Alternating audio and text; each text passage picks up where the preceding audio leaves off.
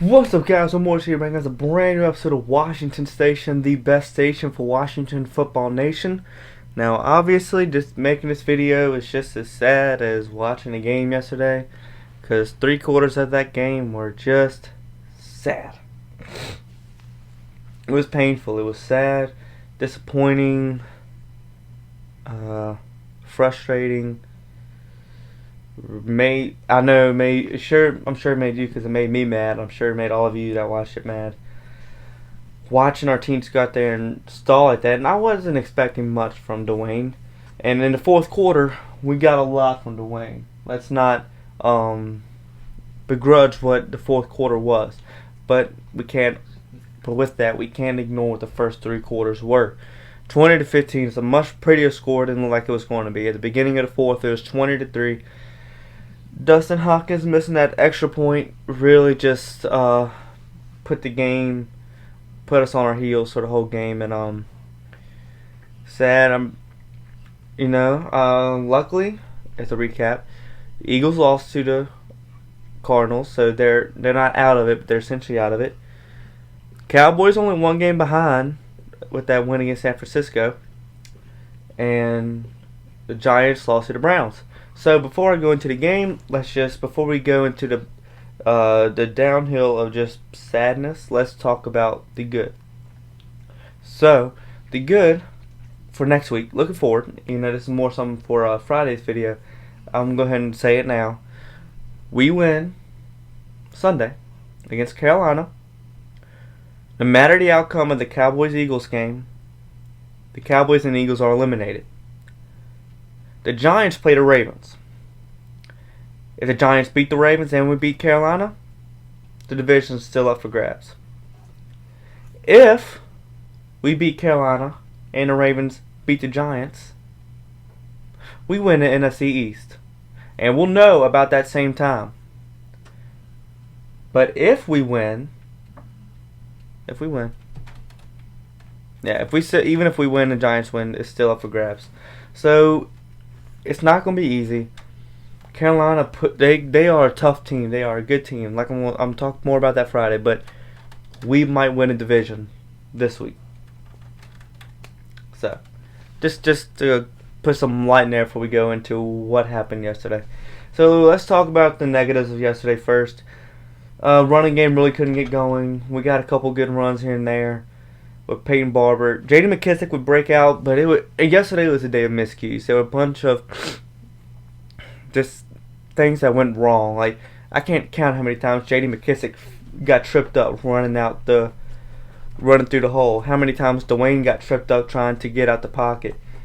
How many times the receivers got all tripped up and amongst each other. It was, like I said, it was a messy game. The game of miscues. If you hear something, it's my dog. He's bathing himself. So, in defense yesterday, it came out right after I filmed my video Friday. Cole Holcomb and Pierre Lewis were out, and then Sean Dion left in the middle of the game. Without having those key linebackers there, you really felt it. Some of those are the key run stoppers, and they were out, and you felt it. The front four are strong, but they can't do everything. They did not get the pressure that they needed to, but it's kind of like Pittsburgh. They kind of went to the same thing. The sacks is not what's going to win you the game. Winning the game is going to make Russell feel uncomfortable, which for parts of the game, especially late in the game, that's what they did. They made Russell uncomfortable. But earlier in the game, they needed to contain, and they were missing their assignments, and Russell was able to get out the pocket and bust out, a 35-yard run. So stuff like that is what really went wrong. So yes, our defense messed up heavily in the first half. Second half, they didn't do too bad. They allowed that one big touchdown, and that one big touchdown, essentially won the game for Seattle, but that was not the representation of our defense for the whole second half. It was much better, especially with how often they were on the field, because our offense were not on the field very often, except for a couple of drives, especially towards the end. Hats off to Dwayne and the offense, really spreading the ball around, really getting it to all the guys, and making touchdowns. You can't ask for anything more out of Dwayne. And then at the end of the game, the line just collapsing. I'm glad Morgan Moses came back in, but I don't know if he needed to come back in on that play because he got mowed over on that very first rep he was back in, and took us out. You know, you, you can put the game on Dwayne, you can, but the way he played in the last half, he said we lost that game because of Dwayne. I'm like, no, we lost the game because our O-line couldn't block the guys. We were moving down the field, all of our momentum, and then the line just blew up, and Dwayne got sacked twice, and really hurt our team. And you know, we can't have that late in the game. That's got to be something that we know we cannot do late in the game.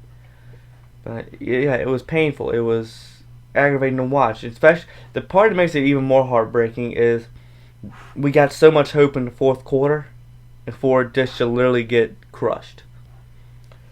And that was a big piece of it. We locked down Lockett and Metcalf, and I could really go on a rant about how the NFL has a love for DK Metcalf, but I'm not going to because I don't feel like spending an hour censoring myself.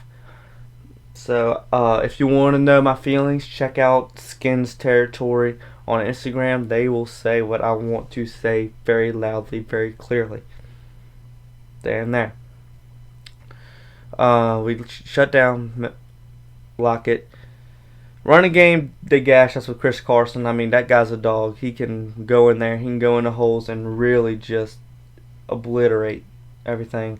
You know, Tressway has some good punts. Deron Payne got his first ever career interception, which was awesome. So happy for him. That just shows the fight in our defense that he saw the ball and ran all the way there to make sure he got it because he knew he had to want to get on it. But it's a painful game. You know, I can't. There's not much more to say otherwise. It was very painful and frustrating. But I think the guys know that too. And this is a game against Carolina. They know we can put this away right here, right now. And Alex should be back. We might have Gibson back. And who knows what other guys will get back. So maybe Gandy Golden. Hopefully, let's see him get some more reps before the season's over. Because I think when we go into playoffs, if you don't get a whole lot of reps now, you're not going to get a whole lot of reps then, just because they want to get guys who have built the chemistry over the season. But I think with Alex back, the game managing will be better. With Antonio Gibson, we can not have McKissick use as much, which will help McKissick, I think, be better on more plays.